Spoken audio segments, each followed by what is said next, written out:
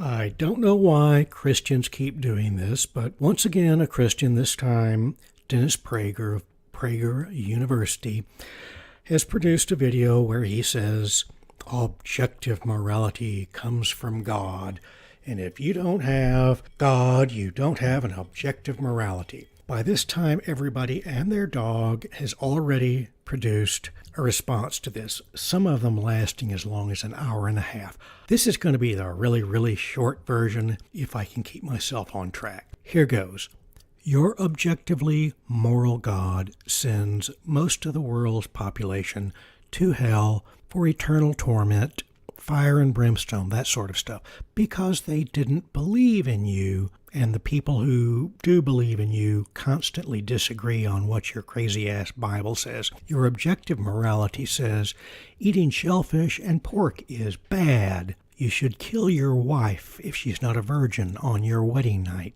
Your objective morality says that if a woman is raped, the rapist has to marry her. She doesn't apparently get any option on that. Now, of course, the Christians will say, that's the Old Testament. It all changed under the New Testament, which is kind of dumb because you're arguing that there is an objective morality that somehow was objectively right or wrong before Jesus. And somewhere along the line, as the New Testament was getting cobbled together from different writers over a century or so, what was objectively right became not important, and a different objective morality took its place. And in this New Testament, objectively, women aren't allowed to teach men. They're supposed to keep their head covered in church, although don't tell any of the women evangelists that. Certainly not the rich televangelists who make money at being teachers of men, not keeping their head covered in a worship service, etc.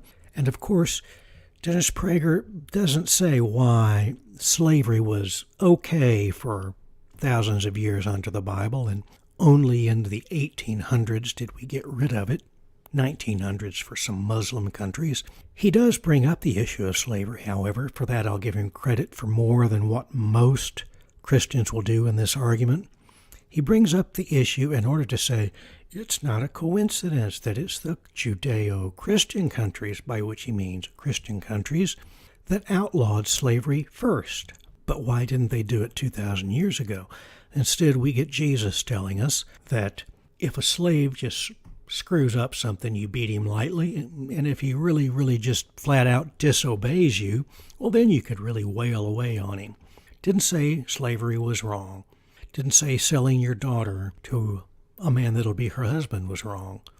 Stuff that we look at with horror in the Muslim world, and yet it used to be the Christian world that did that under your objective morality. And while all of these people are doing responses to Dennis Prager, Prager and his Christian people keep on coming up with this argument. We have an objective moral standard. Why do they do it? Every time they bring this up, they lose the debate. They lose the argument. But they're not bringing this debate up for the unbelievers, for us infidels. They're bringing it up for the truly self-deluded.